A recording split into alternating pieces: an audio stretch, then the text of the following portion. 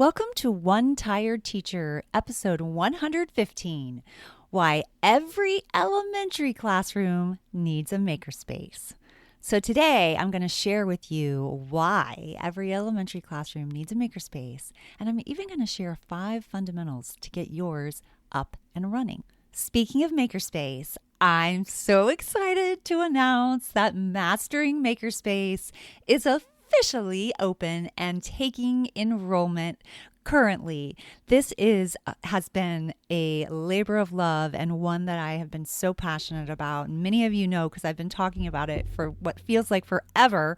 And so I'm so excited to finally introduce to you this 4-week step-by-step game plan that I can't even talk because I'm so excited, where you will learn how to create a meaningful makerspace with standards-based activities that foster collaboration, communication, creativity, and critical thinking without breaking the bank or losing your sanity. If you are interested in enrolling now before the doors shut again for quite some time, then come join me at trinadeburyteachingandlearning.com, Mastering Makerspace. You're going to find Mastering Makerspace on the menu, so you just hop on over to my website and click Mastering Makerspace. We'll take you right to the sales page with all of the information. I really think you're gonna love it. I hope you stick around.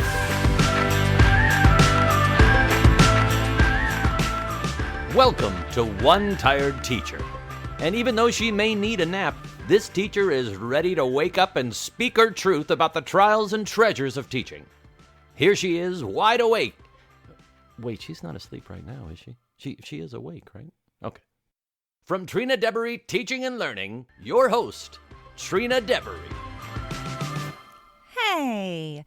So I'm excited. I'm excited to talk to you today about why every classroom needs a makerspace and to share the 5 fundamentals to getting yours started. So if you have participated in this master class that I provided in a special private Facebook group, then you're going to hear the same thing. So maybe you need to hear it again. Sometimes we need to hear things over and over again before we finally go, you know what? I should have been paying attention to this all along. That's how I feel sometimes. I feel like it's a multiple time for me. So I'm going to share some of that information that I shared at that masterclass, and I'm excited to let you all in on a little bit of that magic. So today, in this topic, I'm going to share some little known secrets to why every classroom needs a place for kids to think, dream, create, and I'm going to teach you the 5 fundamentals of getting your own makerspace up and running. And that is the most exciting part of all. So if you're driving, then that's okay. You're multitasking, no big deal. But there's going to be a few times where I really ask you to come back to me and pay really close attention because it's something I want you to hear. So let's make sure that you are ready for that. So first of all, as you have been listening for the last several weeks, and I started talking about Makerspace, it feels like months ago. And so I've talked about what is a makerspace. And so you probably know, but just in case you don't, maybe this is the first time you have stumbled upon One Tired Teacher, which if you have, welcome, and I'm happy that you are here. And for all those people that I know and love, I'm glad you are here too. And I'm just going to give you a little refresher. So what is a makerspace? A makerspace is a place where children can gather to create, invent, tinker, explore, and discover using a variety of tools and materials. In a nutshell, it is an astonishing place to think and learn. I love that. The thing I love the most about Makerspace is it can be anything. There are no limits, only possibilities. It's an environment that is only restricted by one's imagination. It's a wonder of discovery. And I just think that's so cool. Let me tell you a story about some students that I have seen recently. I stepped into the engineering classroom for a few classes just a couple weeks ago, and I decided not to do the activity that was there. And I kind of went rogue. And I'm like, because I felt like the activity that was there was like very specific. Everybody was going to create the same thing. And I really wanted it to be more of an engineering. I wanted them to go through the engineering design process. And I also wanted to see if I was limited by, a 40-minute time period, because I know that some special area teachers, that's what they have. And I also know that classroom teachers, we don't have a ton of time. And a lot of times we don't feel like we have any time. So I made sure that I was integrating some literature standards. And what I would have done was more of a close read with a story. I love to do makerspace moments in literature. And so I decided to go ahead and do that. And I wanted to see for myself how it all kind of came together. Now I've gotten a chance to do that many other times, but I wanted, it was on the spot, and I wanted to do it differently. So I went ahead and I read them What Do You Do with a Chance by Kobe Yamada. Such a great book. I've talked about it before. And then I had them create solutions to the boys' problem. I wanted them to come up with various solutions. I didn't give them any other framework. I said, and I did give them some materials. I limited them. I gave them a constraint. I limited them with materials. I only had these connecting straws with these little connectors because we had so many in the engineering room that they didn't have to share materials. So I had all of those out and separated, and they were able to use those, and that was really helpful. So I used that as a constraint. And and the only criteria was that it had to actually solve the problem for the boy. And they had to think about it. They had to really think about the story. They had to think about what the actual problem was. They had to think about what might have actually solved it and what the boy could have used to help himself grasp a chance. And so they really had to think. Now, the third graders, they didn't have any problem at all. They thought of some really creative, imaginative resources and solutions, and they built them and constructed them. They thought about it first. They went through they asked questions, and then they went through the planning process, and then they built it. And I only gave them a little bit of time. I only gave them 10 minutes to actually build because I had read the story. I didn't get to do it like I would have normally done it in my classroom, where I might have read the story, in an interactive read aloud, and we would have already done some close reading activities. And then we would have spent maybe 20 minutes on the rest of the building part and the imagining part and the planning. And so, because you got to limit them, you don't have a super amount of, long amount of time, but they can do it. They totally did it. So they did, then they built their structure, and it really did blow my mind. I was very impressed with their work. Then I moved on to fourth grade. Well, guess what? This is where the problem came. Fourth grade had such a hard time with this. They were whining and complaining about how they didn't know what the solution was, and they didn't know what to make, and couldn't I just tell them what to make? And I was like, here's the problem. We are dealing with students that are being basically given scripted programs and certain things that they have to do, over and over again, and they're unable to come up with solutions. And it just gets worse the older we go. So this is a problem. And I'm like, no, you've got to problem solve. You've got to think about this. How can you solve this problem? Let's brainstorm. And they really had to think. And I just think this is it was a mind-blowing experience. Kids need this. All right, so Makerspace, it can be such a powerful way to engage students in thinking and learning. And a great Makerspace gives students the opportunity to take a deeper dive into their learning, as well as offers a metacognitive approach to learning, which that's another part of Makerspace that I really, really appreciate, because it gets the kids really thinking about their own learning and how they think. So I think that's really cool. Makerspace inspires creativity. Anything goes in a makerspace. Kids can create with just about any type of material. Even if it's cardboard, it's a cardboard box. Even if it's cardboard or paper towel rolls or toothpicks and marshmallows, it can be really pretty much anything. It doesn't have to be an elaborate 3D printer. It doesn't have to be that. Being creative allows kids to think of new ideas and really think of different possibilities. And that is the aspect that really excites me the most. There's a quote that I love from the 3 qualities for a school makerspace, and it says, the most important quality of a makerspace is that it encourages creativity. This can be done with a space full of hand tools, materials, and finished projects. This culture in a space should support the idea that anything is possible. And that's the part of it that I love the most. I really hang on to that. Anything is possible. And when kids believe that anything is possible, they start to believe in their own ability. They start to believe that even in the struggle, even in the failure, even in the hard times, anything is possible. And that mindset, that growth mindset is just so imperative for these children, especially during this time that we've gone through. So I just think it's so important. Makerspace also encourages problem solving and critical thinking. And I really feel like sometimes this happens by accident. I love moments when kids are learning and they don't even realize it. And yes, metacognitive thinking is vital, but sometimes you have to hook them. You have to grab them in. And makerspaces do that. They draw kids in.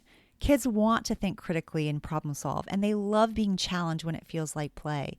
But the older they get, the easier it is for them to forget that they love it, because it starts to go away. We start to create this. We start to create this like zombie-like mentality where they're just following along in this boring, way of thinking, and it's sad. We like this makerspace allows us to bring some of that problem solving and critical thinking back to our classroom. And I just think, and it's so important. And I really feel like, and I know sometimes people are like, well, they're just going to play in a makerspace. Don't even get me started on just playing, because play is important, people. Now, I do talk a lot about that in my course, Mastering Makerspace. I talk about the value of children's play, so I won't get on my soapbox about it, but just keep in mind that it is really important and it's very beneficial, especially for a growth mindset. So, and it's social and emotional learning. We have to remember those things. But the thing is that they're not just playing anyway. They're thinking, they're discovering, and that's the beauty of it. But when learning feels like play, that's when kids really remember things. That's when something sinks in deeply. Another aspect that I think we should remember, or a thing that we can think of, or a reason why we should be doing Makerspace, is Makerspace provides hands-on learning. Oh my goodness. I feel like there's so many times as a second grade teacher and a first grade teacher where I was like, I don't have time to do the hands-on part. I don't have time to do the science experiment. Oh, how sad. And I know our primary purpose is to help them, is to teach them how to read at that age and, think mathematically. But we have to allow them to think creatively, and we have to allow them to problem solve. And science and engineering, that's part of it. And integrating technology and math, that's really important as well. And sometimes we can take those disciplines and we can put them together in a place like a makerspace. So it is important for them to do that. We know how much better they learn when they're doing hands-on math, when they're using manipulatives in math, and even sometimes when they're using like L. Conan boxes in reading. Like hands-on, that's how a lot of people learn and think. Here's another quote that I think is really powerful by Laura Fleming, the author of Worlds of Making. A makerspace is a metaphor for a unique learning environment that encourages tinkering, play, and open-ended exploration for all. I hold on to that for all part, because in a makerspace, we're offering accessibility for all students, not just students that are really good at school, but for all students. And that's a huge factor. And Makerspace also mixes all aspects of STEM, or it can, science, technology, engineering, math, and it sprinkles it in with hands-on experiences, imagination, and discovery. It can truly be engaging to the senses. The beauty of encouraging hands-on is how this style of learning is so impactful for children who think outside of the box. And then when you bring in literature to the mix, like a Makerspace moment in literature, you can also capture these learning styles in these standards as well. It's so powerful. It really makes, the kids were really having to think about that story. They had to go beyond the words. They had to really think deeply about it so that they could determine what actually might work for the boy. It was thinking that they weren't used to doing. It was not recall. It was actually thinking critically. All right, another reason why every classroom should have a makerspace. Makerspace motivates reluctant learners. Now, motivating children who don't love to learn is actually one of my favorite reasons for why classrooms deserve to have a makerspace. I really think that a lot of children have become reluctant learners. Their natural curiosity makes them a lover of learning, yet sometimes that love is stifled, and it's stifled in a way in which the learning is presented and assessed. And we are finding more and more that kids are avoiding school. They don't want to be there. They're unhappy. They're crying. They're shutting down. They're breaking down. It should be symptoms to our problem. We should see them as symptoms to our problem. It's like we just keep wondering, why are all these kids freaking out at school? Why are kids throwing chairs? Why are kids having, why are more and more kids? We didn't have all this ADD before. I keep hearing that, and I'm like, no, it's a symptom of a problem. It's a symptom of a system. It's a symptom of a culture. So what are we going to do about it? Here's another quote that I love from Thinkers and Tinkerers. What do you do in a makerspace? The simple answer is you make things in which you are curious, things that spring from your imagination that inspire you. The informal, playful atmosphere allows learning to unfold rather than conform to a rigid agenda. Making rather than consuming is the focus. It is a craft, engineering, technology, and wonder driven. And it's a craft, like it's a type of thinking. I don't mean like you're going to make crafts. And that sometimes can be confusing as well. Like, what's the difference between like a makerspace activity or even a STEM activity and a craft?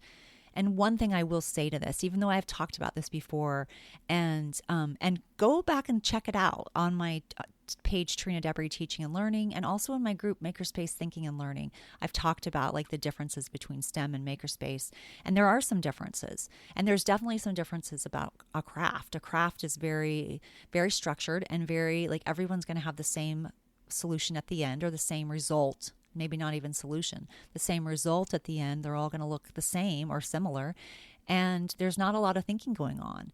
It's fun. It's artistic. It can be creative. And so there's some definite positive aspects of it. But when we're talking about makerspace, we're talking more about following an engineering design process. And it's the process. It's the thinking through the process that really makes this critical thinking and really makes this different than a craft. And it's open-ended. And even if they were all creating like a solution, like let's say a transportation solution, and they came up with a vehicle or a car, they're not going to look the same. They're going to look different, as opposed to a craft where you would have like the same car. But it doesn't have to be in a makerspace. And I think that is the element that is really key and important for us to remember. Makerspace fosters inclusivity and collaboration. And I think when we put kids in teams and we allow them to work through challenges and we provide a natural setting for them to work collaboratively, this is a life skill that our device-dependent students desperately need to foster. I also love how this environment is automatically inclusive. There are no barriers to building and imagining, and we need more of this in our world today. I definitely think that is true. Here's another quote. I love these quotes. Library as incubator project. Makerspaces are collaborative learning environments where people come together to share materials and learn new skills. They are not necessarily born out of a specific set of materials or spaces, but rather a mindset of community, partnership, collaboration, and creation. So good. And I want to read that one part again. They are not necessarily born out of a specific set of materials or spaces. So if you only have a closet, or you only have a tub, or you only have, a tub, a basket to do a makerspace, that's okay. It's okay. You don't have to have an elaborate space. You don't have to have elaborate tools, and they don't have to break the bank, which I do share also in Mastering Makerspace. I have an actual section about ways that you can get donations and words you can use that I give you that you can use to actually get donations. And I don't want you to break the bank. I don't want you to spend your own money. I know it's hard. I've spent way too much in my media center this year. Like, I set a goal of 500. I doubled it before we even started. Now I've more than doubled it. I've doubled the original doubling. So I'm like, how is this possible? But it's so hard. It's so hard. And I don't want that. I want to show you ways, and I do. And I do. We do an exercise called Show Me the Money. So don't worry, I've got you covered. All right. Now I want you to think about some of the things that really excite you about Makerspace. And I want you to kind of allow them to flow through your mind. So if you're driving, don't get totally distracted, but just think about some things that are exciting, because the beauty in a Makerspace is we move away from competition and we move more to collaboration. Societies thrive on collaboration. We are constantly putting kids in situations where they are competing. We are constantly putting teachers in situations where they are competing. I mean, hello, the evaluation, it feels like a competition sometimes. Why not take a closer look at how kids think, learn, and live? Makerspace is a powerful catalyst for synergy. Love synergy. And when kids are working in that way, it's pretty magical. Pretty magical. All right. So now you may be feeling a couple of different ways when you think about Makerspace. So you might be feeling, and I'm going to read a couple of scenarios, and I want you to be thinking. And normally I almost said this. Normally with my kids, when I want them to think and I want them to answer, I'm going to have them like use their fingers, like 1, 2, 3, or 4, or however many choices there are. And there actually are 3. And I have them keep it top secret, close to their heart, like what their answer is. And then they hold them up like a showdown. So I was just about to say that to you, but you don't have to do that. But that is one engagement strategy if you want to steal it for your classroom. So you might be feeling, number 1, that kids learn at a deeper level and they can retain more when they are engaged in creative thinking connected to the subject.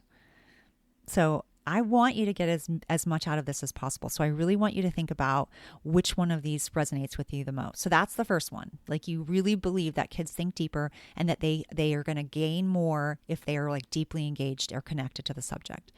Number 2, that the path to success doesn't look one way for all students due to a complex global economy. And you know that kids will need to know how to engage in creative and critical thinking. Maybe that's you. Maybe you're thinking more number 2. Or are you thinking number 3? Children should be inclusive in inclusive environments that foster collaboration, as well as encourage children to pivot when needed, to revise, and persevere when challenged. So it doesn't matter which one you are. So I want you to think about it. Number 1, kids learn at a deeper level and they can retain more when they're engaged in creative thinking and they're connected to the subject.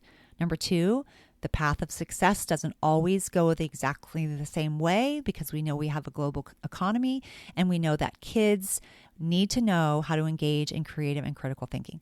Or number 3, children should be in inclusive environments that foster collaboration, as well as encourage children to pivot when needed to revise, persevere when challenged. All right, which one are you? Actually, it doesn't even matter which one you are, because whichever one resonates with you is the most. It doesn't matter, because what motivates you to want to push for change, no matter what it is, I fully support you. So I want to share a little bit about myself, because you may not know. Now, I think most of you do, but if you don't, I just want to take a few minutes to just tell you a little bit about who I am. I started teaching in 1997. I am a single mom. I have a son named Jackson. He's 16, and I have a master's degree in elementary education, in technology and educational technology and media design. What is my master's degree in? I was a second grade teacher for most of my career, with some time in first grade. I was a student support specialist. I've been a media specialist for 2 years, two different years. And yeah, I am a single mom of a son named Jackson, and he is 6'4", and I keep repeating him, although I love them both, because I also have a daughter. She's 20, and she is, she's flying the nest. She's getting ready to get her own apartment, and off she goes. They both are like my greatest blessings for sure. But I share a little bit about about Jackson. I keep repeating it because he is a kind of kid that hated school. He did not like school. He was miserable in school. I had him assessed early on in life, and he was diagnosed with dyslexia. He probably falls in the ADD category as well, maybe ADHD, could never sit still. It was just, school was just such a struggle. He was so miserable. I was actually very concerned about his mental health as he traveled through high school, and it was really hard and sad. And he was skipping school constantly. It was one thing after another. And I was just really struggling myself, like thinking, I went to school. I loved school. I would keep going to school, but this isn't working for him. This isn't the way he learns. It's not capturing him. It's only making him feel worse about himself. I was really afraid that we were going to have some kind of tragedy, and I didn't know. I just had to stop it. It had to be a way around it. So he's actually, I unenrolled him, and he was enrolled as a homeschool student. He's currently working on his GED, and he's working at a local or close food chain, and he's so happy, so much happier. So it's made such a difference. And I think about, it just makes me so sad because I think we let him down. I think that we let him down, and I let him down. Like we let him down. We let him slip through the cracks. And I just remember begging his high school to please pay attention, to please care about him as much as I had cared about so many children in my career. And I just needed them to do something, but nobody was really doing anything. So that's why when I found out about Makerspace, I thought, this is it. This could be the thing that would have made a huge difference for him and for kids like him. So what if kids really did love learning? What would that look like? I want you to think about that too. Like, I want you to think about what it would look like if they actually were happy, if they came to school like skipping and jumping. What if they were super excited? I don't know. I think it's pretty crazy. So today I'm going to teach you why every classroom. I talked to you about why we need a makerspace, and why we need to push back against like the monotony and the test-based culture of this current system when it comes to getting kids engaged in school. And I know what works and what doesn't, and I can't wait to share with you the 5 fundamentals to getting your own makerspace up and running. So let's do that. Let's talk about the 5 fundamentals, because maybe now you're thinking, hey, I actually do think every classroom should have a makerspace. So where are we going? We're starting off with step number 1, which is immersion. And if you're anything like me, you kind of like to know where you're going. So that's where we are. We're on step number 1. The first step is immersing yourself in maker education. One way you can do that is through my Makerspace group. So you can always join that, Makerspace Thinking and Learning. And if you join me in Mastering Makerspace, we're going to have another community of passionate educators who want to make a difference, who plan on changing everything. The next step is we're going to walk through is how to find the perfect space. And then we're going to talk about the tools and materials. We're going to find out how to get other people involved. We're going to talk about standards. We're going to talk about how you can also work with me. So if you just give me a little bit more time, I'm going to share with you how you can work with me and how we can get there, how we can really make a difference. And okay, so let's talk about step number 1, immersion. So immersing yourself in maker education really makes a difference. So you want to get involved however you can. There's lots of different communities, and it's a really crucial step because you're starting to really gather and gain information. And again, if you join my Makerspace Thinking and Learning or my Mastering Makerspace, then you will have 2 groups where people are talking about making and tinkering and just changing education. All right. So, yes. What else? Okay. Let's talk about fundamental number 2, finding the right space. So I have I actually have two maker spaces in my house. One of them is, and they're my own personal maker spaces. I know that sounds crazy. One of them is in my garage, and it is, I like to build. So I like to do some woodwork. I shiplap my walls. I built a desk. I built a end table, two end tables, and a coffee table for my daughter for her new apartment. And I just love it. I just love to like dig in and like build and use my saws and my hammers and my driver and all kinds of things. And I know this is the section that sometimes overwhelms you because you're like, I don't have enough space. And I don't want you to get frustrated because it doesn't have to be frustrating. It can be super simple. And I really want you to remember that because starting simple is actually the best place to start. So keep that in mind when you start getting overwhelmed. Like it really can be done.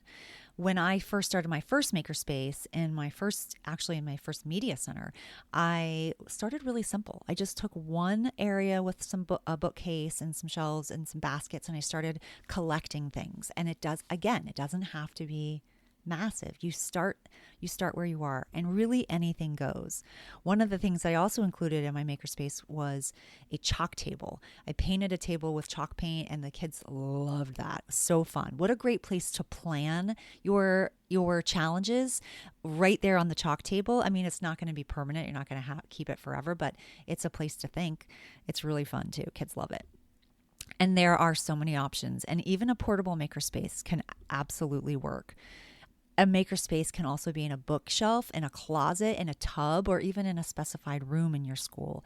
Now, my second makerspace, because I told you I had two, my second one is actually in my closet, my linen closet. When she moves, that's going to become my office, and I can't wait to make like a real space in that closet. I'm super excited about that. I'm not super excited about her going, but I am excited about that.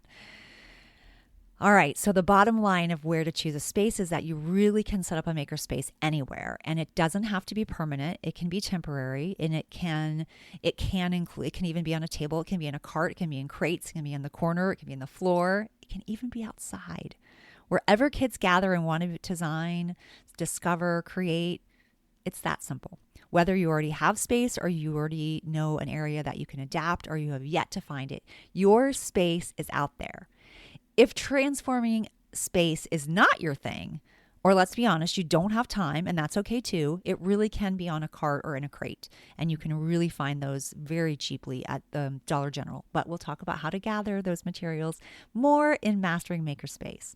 So think about how many places in your classroom you can do this. Like a transformation awaits. It's so exciting. So number 3 is the tools and materials. And in this case, anything goes again. Your tools may be very simple or you may have more complex depending upon your goal for your space or making activity. And I really go over this in detail. I give you a whole list of things to start with and some really helpful tools in Mastering Makerspace. And like I said, I give you a starting point. Let me share another quote. This is from me, actually. I actually said this. While children have an innate ability to see the creative potential in just about anything, introducing new materials and tools can enable empowering experiences.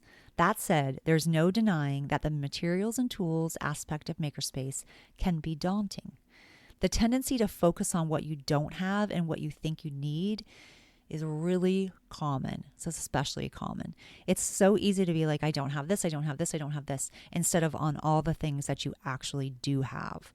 So there are lots of things that you probably have in your classroom already that you're not even thinking about, or that people have at home if you're doing this virtually, like recyclables, trash.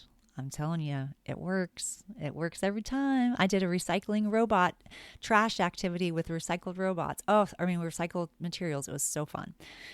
Fundamental number 4, get others involved in your makerspace. It's important to do that. You want other people to be involved, and it might be the parents, it could be the kids, it can be, I don't even know sometimes if it has to be administration, because sometimes I think it's great to show them all that you've gathered and people have donated and invested in this project before you even fully explain it to them. And then you want to come at them with some standards.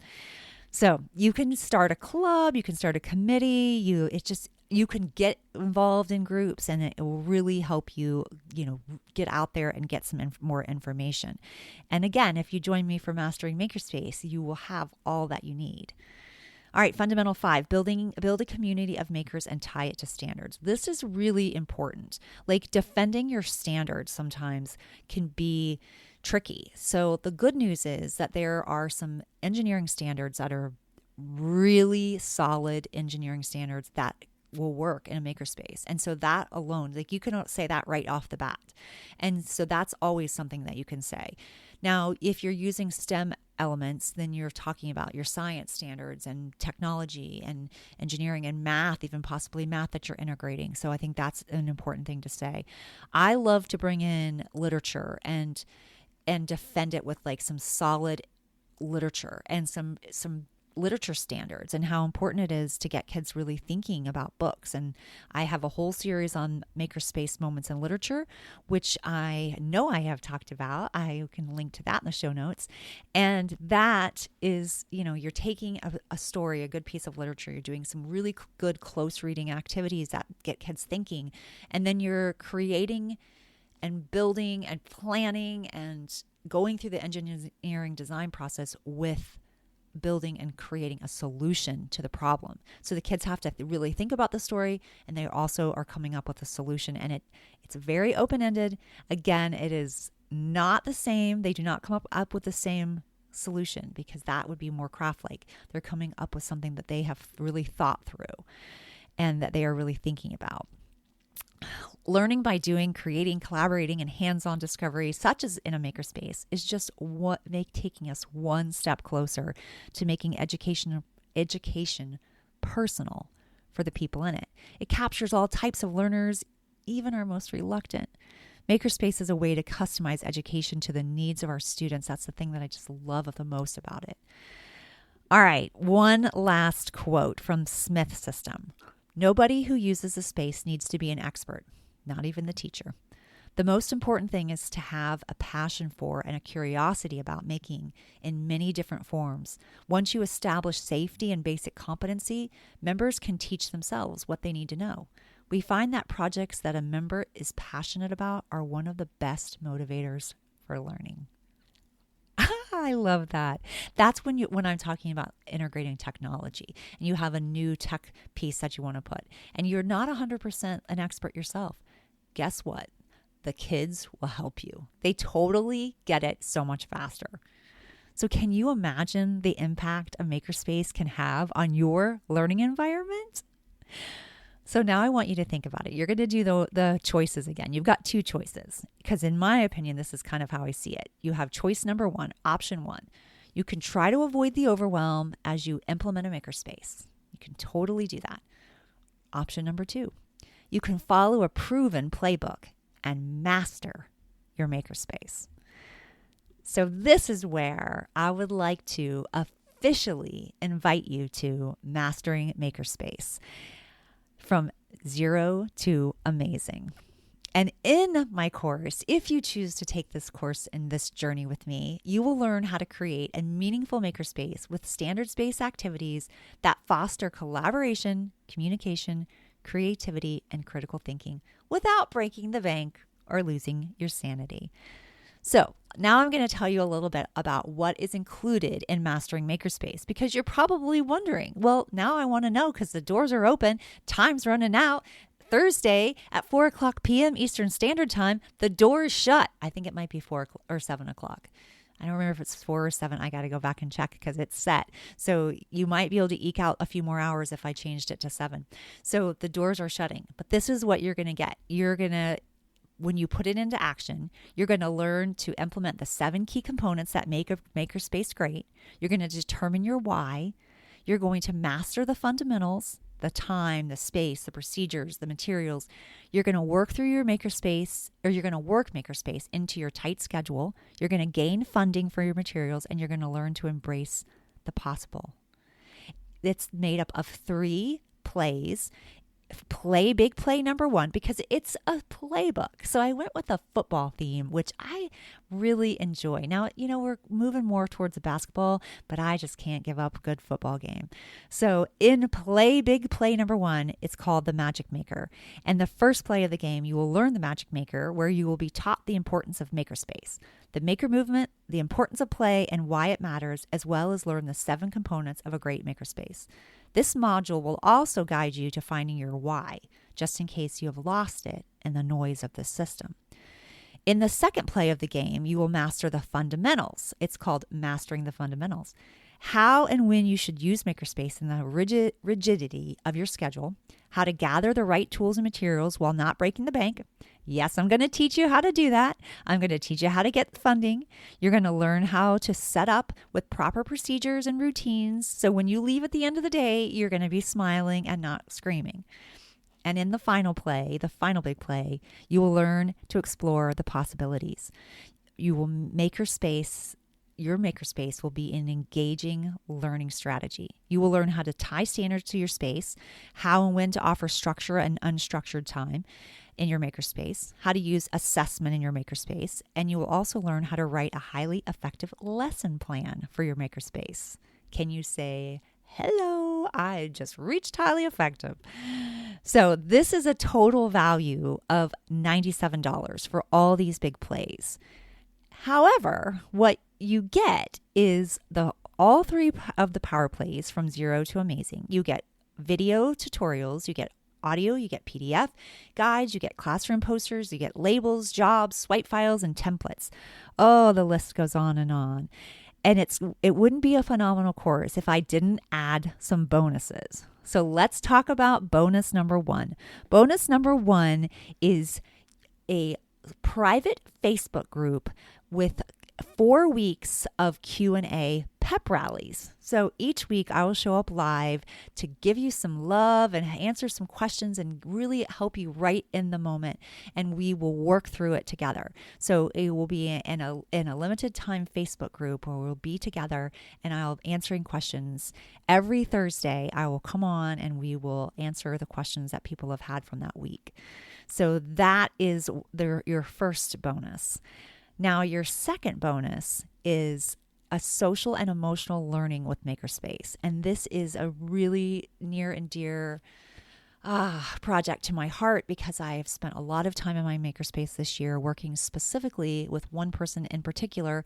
And we have built and created and gone through the process while we were also talking about things that he needs in his life and like how he's feeling and what's going on in the classroom and why he's done this or why he hasn't done this or whatever. We talk about anything. I can actually get him to talk inside the Makerspace. So I talk a lot about that in that bonus. It's a really special bonus. So, and if you do the work and you show me your results within 7 days of enrolling and you're still not satisfied, I'm going to gladly give you a refund. Now, I do want you to know that I offer a money back guarantee, but I am only looking for serious action takers here. Educators who want to change the status quo. You need to show me that you gave the playbook a try before requesting a refund. If you do the work and you're still not satisfied within the first week, I'll give you your money back. So you get the Mastering Makerspace playbook with 3 power plays, complete with the videos, PDFs, classroom posters, procedures, jobs, swipe files, and templates, which is valued at $97, the social and emotional learning bonus for $37, and the private Facebook group, which is valued at $97, as well as the 3 bonus plays. The third bonus play is the Makerspace Startup Kit and Procedure Bundle, which is valued at $10. This total value brings us to $241. Now, you might be thinking, that's a lot, and I am not spending $241 on something that I need to do in my classroom. Like, that's just too much. And I agree. It's a lot. So I'm slashing that more than half. I am slashing it all the way to $67.